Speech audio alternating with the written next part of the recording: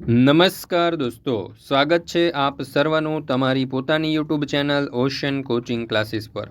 મિત્રો, ધોરણ 9થી 12ની એકમ કસોટી 2025 જે સપ્ટેમ્બર 2025માં લેવાવાની છે તેની જાહેરાત થઈ ચૂકી છે અને આ એકમ કસોટીના જે મોડલ પ્રશ્નપત્ર છે તે પ્રશ્નપત્ર અને તેના સોલ્યુશન લઈ અને આપણે ઓશન કોચિંગ ક્લાસીસ ઉપર દરેકે દરેક વિષયના મુકાઈ ચૂક્યા છે। તો જરૂરથી આ જે ધોરણ 9થી 12ના જે પ્રશ્નપત્ર છે એકમ કસોટીના પ્રશ્નપત્ર જે 25 ગુણના પ્રશ્નપત્ર છે તેનો અભ્યાસ કરી લેજો અને સાથે સાથે આ જે પ્રશ્નપત્ર છે તે પ્રશ્નપત્ર અને તેના સોલ્યુશનની પીડીએફ પણ અવશ્ય મેળવી લેજો। પ્રશ્નપત્ર અને તેના સોલ્યુશનની પીડીએફ મેળવવા માટેની લિંક પણ તમને નીચે ડિસ્ક્રિપ્શન બોક્સની અંદર મળી રહેશે। આ પ્રશ્નપત્ર તમારી એકમ કસોટીની તૈયારી માટે તમને ખૂબ જ ઉપયોગી થશે। ચાલો દોસ્તો, તો શરૂ કરીએ। ધોરણ 9 વિષય ગુજરાતી એકમ કસોટી સપ્ટેમ્બર 2025 કુલ 25 ગુણનું પ્રશ્નપત્ર રહેશે।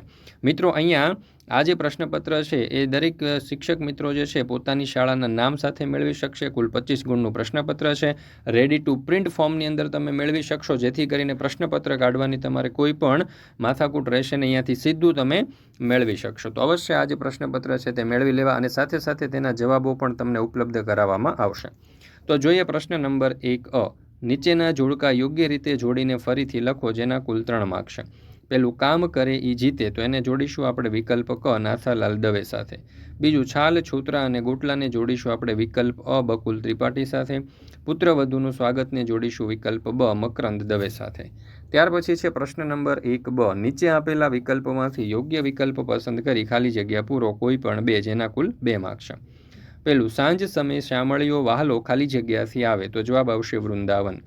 બીજું કોઈ ખાલી જગ્યા કરવાની ધમકી આપે તો તેની અસર ગાંધીજી પર ભાગ્યે જ થતી, તો જવાબ આવશે આપઘાત। ત્રીજું મળી ખાલી જગ્યા જમતા ત્રણે મને કેમ વિસરે રે, તો જવાબ આવશે પ્રાત। ત્યાર પછી છે પ્રશ્ન નંબર 1 નીચે આપેલા પ્રશ્નોના એક વાક્યમાં ઉત્તર લખો કોઈ પણ 2 જેના કુલ 2 માર્ક છે। પેલું મહારાજા સયાજીરાવમાં કઈ શક્તિ હતી, તો ઉત્તર મહારાજા સયાજીરાવમાં માણસને પારખવાની શક્તિ હતી। બીજું ગુર્જરીનું ગૃહ એટલે કોનું ગૃહ, તો જવાબ આવશે કે ગુર્જરીનું ગૃહ એટલે જ્યાં ગુજરાતી ભાષા બોલાય છે એ ગુજરાતીઓનું ગૃહ। ત્રીજું લોહીની સગાઈ કૃતિમાં લેખકે કયા ભાવની પરાકાષ્ઠા દર્શાવી છે, ઉત્તર લોહીની સગાઈ કૃતિમાં લેખકે માના વાત્સલ્ય ભાવની પરાકાષ્ઠા દર્શાવી છે। ત્યાર પછી છે પ્રશ્ન નંબર 2 નીચે આપેલા પ્રશ્નોના 2-3 વાક્યમાં ઉત્તર લખો કોઈ પણ 2 જેના કુલ 4 માર્ક છે।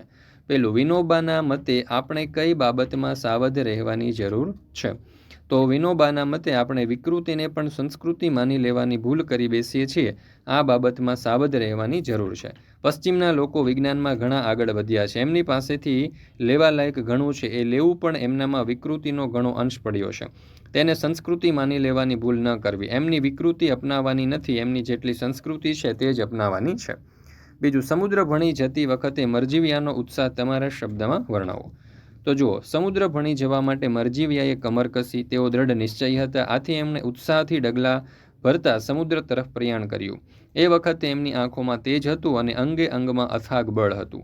ત્રીજું લેખકની લણણીના 2 દિવસ ખેતરમાં ગાળવા પડતા ત્યારે માર્કંડી પાસે તેમને શું મળતું, લેખકને લણણીના 2 દિવસ ખેતરમાં ગાળવા પડતા ત્યારે માર્કંડી તેમને ખાવા માટે શક્કરિયા અને અમૃત જેવું મીઠું પાણી આપતી।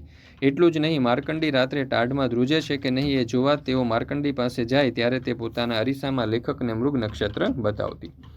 ત્યાર પછી છે પ્રશ્ન નંબર 2 નીચે આપેલા પ્રશ્નોના સવિસ્તાર ઉત્તર લખો કોઈ પણ 1 જેના કુલ 4 માર્ક છે। તો જો પહેલો સવાલ છે કે ચોરી અને પ્રાયશ્ચિત પાઠને આધારે ગાંધીજીના ગુણોનું વર્ણન કરો, તો અહીંયા તમે જોઈ શકો છો સરસ રીતે આપણે આ પ્રશ્ન જે છે તેનો ઉત્તર દર્શાવેલો છે। તેના અથવામાં તમને પ્રશ્ન પૂછાઈ શકે કે પુત્રવધુનું આગમન ઘર માટે ઉત્સવ બની ગયું છે એમ કવિ શા માટે કહે છે। ત્યાર પછી છે પ્રશ્ન નંબર 3 મિત્રો, આ જે પ્રશ્નપત્ર છે એ પ્રશ્નપત્ર પણ તમે મેળવી શકો છો અને સાથે સાથે પ્રશ્નપત્રનું સોલ્યુશન પણ મેળવી શકો છો। તો જરૂરથી આ એકમ કસોટી જે છે તમારી તેના માટે ખૂબ જ ઉપયોગી આ પ્રશ્નપત્ર છે, તો અવશ્ય પ્રશ્નપત્ર અને તેનું સોલ્યુશન મેળવી લેજો। માત્ર 50 રૂપિયા તેની પ્રાઇસ છે, તમારી એકમ કસોટીની તૈયારી માટે તમને ખૂબ જ ઉપયોગી થશે। નીચેના શબ્દોની સાચી સંધિ આપેલા વિકલ્પોમાંથી શોધીને લખો, એમાં ભાષા પ્લસ અંતર તો ભાષાંતર, બીજું પરીક્ષા તો પરિ વત્તા ઈક્ષા। નીચેના તળપદા શબ્દોના શિષ્ટ રૂપ આપેલા વાક્યમાંથી શોધીને લખો, ખાજ તો ખણવું, ખોરાક અને ખાજા, તો જવાબ આવશે ખોરાક। ખાંડુ, અપંગ, નિંદા અને ઘાસ, તો અહીંયા જવાબ આવશે અપંગ। ક. નીચેના શબ્દોના સમાનાર્થી શબ્દ આપેલા વિકલ્પમાંથી શોધીને લખો. દાંત તો દ્વિજ, મુખ એટલે વદન. ત્યાર પછી ડ. નીચે આપેલા રૂઢિપ્રયોગોના અર્થ આપો. એક રૂઢિપ્રયોગ લખવાનો છે. એમાં પેલું જીભ ન ઉપડવી તો બોલવાની હિંમત ન થવી. રામબાણ વાગવા તો અનુભવની ઘેરી અસર થવી. ઈ. નીચેના શબ્દ સમૂહ માટે એક શબ્દ આપો. જાડી ધારે વરસતો વરસાદ તો મુશળધાર. મુશ્કેલીથી તૂટે ફાટે કે ચવાય તેવું તો જવાબ આવશે ચવડ. મિત્રો, ધોરણ 9થી 12ની જે એકમ કસોટી લેવાની છે તે એકમ કસોટીના જો પ્રશ્નપત્ર તમારે જોઈતા હોય તો પ્રશ્નપત્ર અને પ્રશ્નપત્રના સોલ્યુશન બંને ઉપલબ્ધ છે. સપ્ટેમ્બર 2025ની જે એકમ કસોટી લેવાની છે તેના દરેક વિષયની એકમ કસોટીના રેડી ટુ પ્રિન્ટ પ્રશ્નપત્ર તમને મળી જશે. સીધી તમે ઝેરોક્સ કરાવી અને બાળકોને આપી શકશો. એક વિષયની કિંમત માત્ર 50 રૂપિયા છે.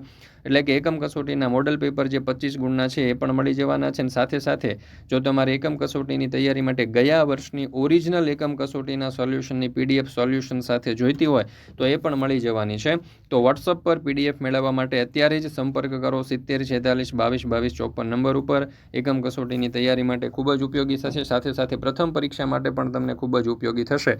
તો અત્યારે જ આ પ્રશ્નપત્ર છે તે મેળવી લેજો.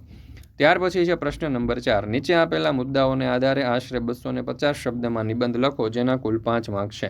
તો અહીંયા તમે જોઈ શકો છો 3 નિબંધ આપણને આપેલા છે. પહેલો છે માતૃપ્રેમ. મિત્રો, આ વિડીયો પોઝ કરીને અથવા તો સમગ્ર સોલ્યુશનની PDF મેળવી અને તમે તેનો અભ્યાસ કરી શકો છો. ત્યાર પછી બીજો નિબંધ છે વૃક્ષો આપણા મિત્ર અને ત્રીજો નિબંધ છે પરિશ્રમ એ જ પારસમણી. તો મિત્રો, આપણે આ જે ગુજરાતી વિષયનું જે એકમ કસોટીનું મોડલ પ્રશ્નપત્ર છે તે અહીંયા પૂર્ણ કરીએ છીએ. આપણી આ ચેનલ ઉપર ધોરણ 9, 10, 11, 12 દરેક વિષયના દરેક ધોરણના જે મોડલ પ્રશ્નપત્ર છે એકમ કસોટીના તે ખાલી પ્રશ્નપત્ર અને સાથે સાથે પ્રશ્નપત્રના સોલ્યુશન પણ મુકાઈ ચૂક્યા છે. તો જરૂરથી આ પ્રશ્નપત્ર અને તેના સોલ્યુશનની PDF મેળવી લેજો, જે તમારી એકમ કસોટીની તૈયારી માટે ખૂબ જ ઉપયોગી થશે. દરેક વાલીઓ, વિદ્યાર્થીઓ અને શિક્ષક મિત્રો માટે ખૂબ જ ઉપયોગી રહેશે. વિડીયો પસંદ આવ્યો હોય તો લાઇક કરવાનું, તમારા મિત્રો સાથે શેર કરવાનું અને આપણી આ ચેનલને સબસ્ક્રાઇબ કરવાનું ભૂલશો નહીં.